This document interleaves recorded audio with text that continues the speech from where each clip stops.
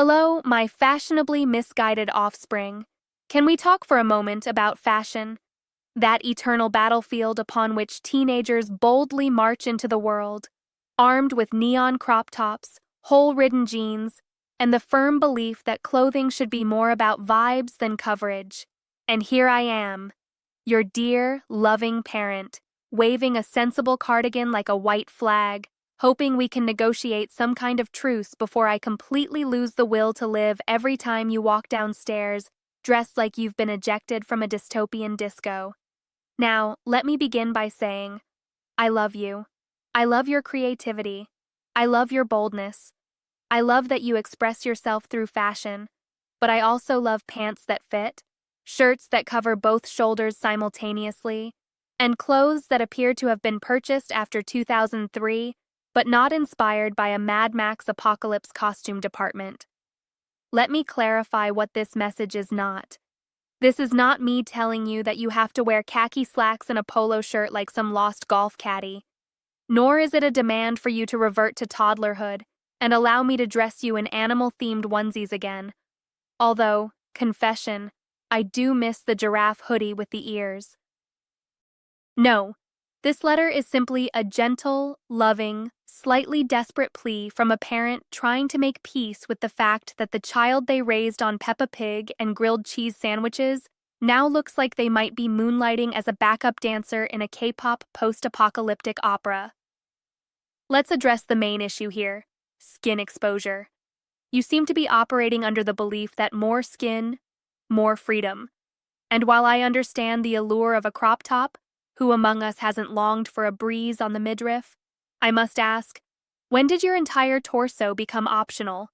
There are Instagram thirst traps showing less rib cage than you do on your way to school.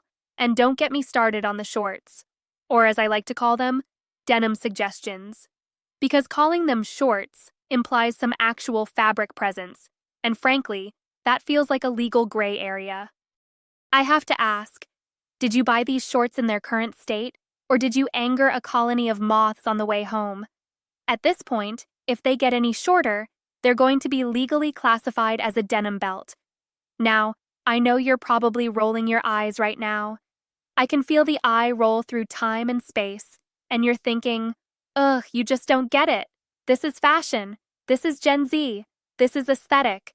Yes, I've heard the word aesthetic more times in the last year than I've heard I love you, and frankly, I'm not okay.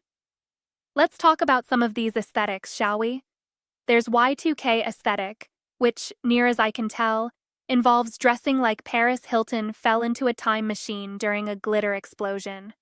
I've seen more low-rise jeans and butterfly clips around here than at a 2001 Destiny's Child concert. Did you know that the Y2K bug was a literal computer glitch? Now it's a fashion statement.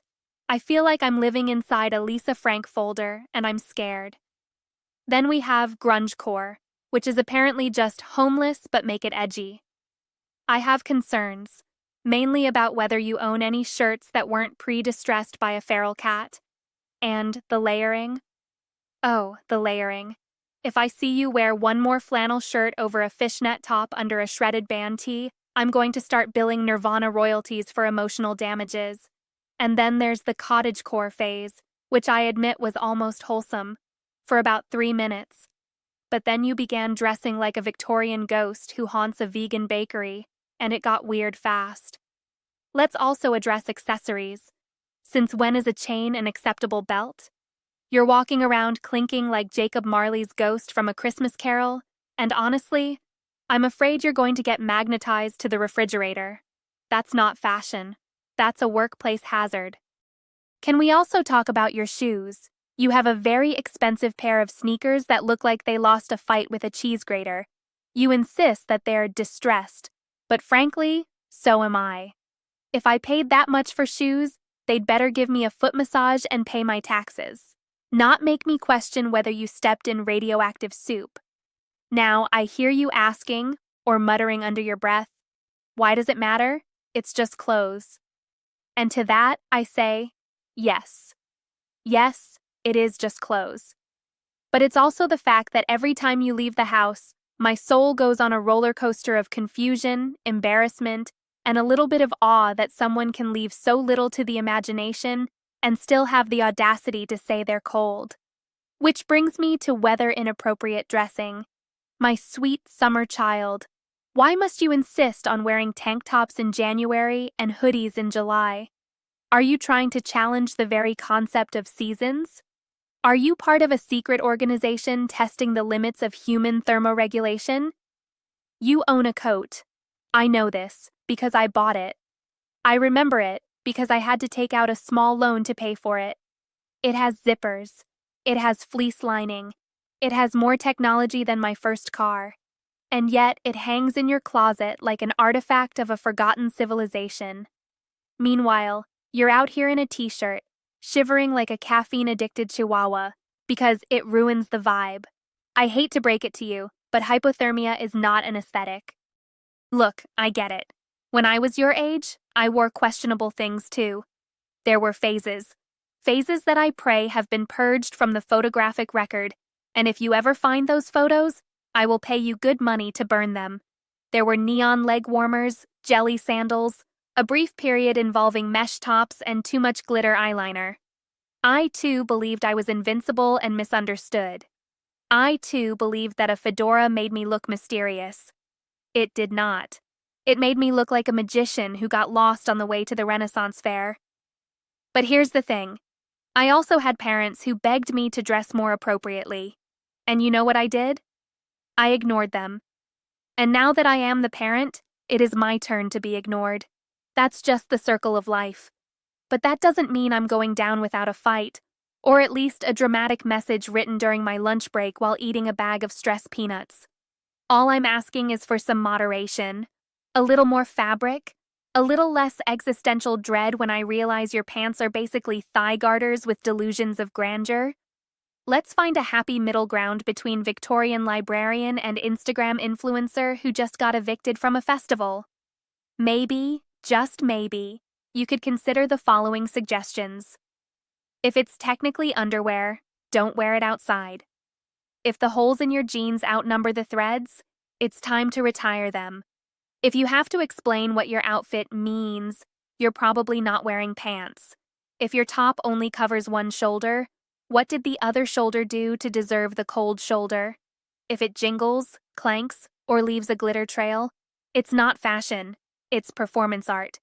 And for the love of all things cotton blend, could you please, just once, wear a jacket without being asked 17 times? I know you're finding yourself.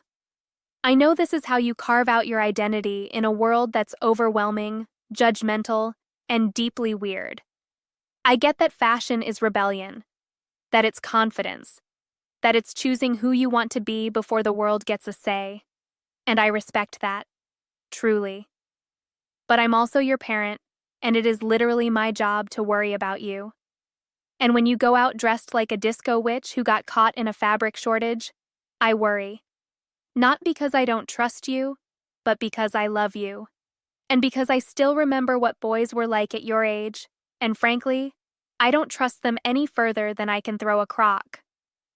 So please, think of your poor, suffering parent, the one who used to lovingly choose your outfits and now has to Google, why is everyone dressing like an extra from Euphoria, just to understand what's happening in the living room? Let's agree on a compromise. You get to keep your unique fashion identity. I get to sleep at night knowing your kidneys won't freeze off in November. You can still wear bold colors, weird patterns, and whatever terrifying platform sneakers your heart desires. But maybe, just maybe, with a little more coverage and a little less cry for help. Deal? I'll even sweeten the pot. I'll pretend not to notice if you wear 3 different shades of neon as long as your pants have a functioning zipper. I'll nod politely at your ugly, cute grandpa sweater, as long as it's not the only thing standing between you and frostbite.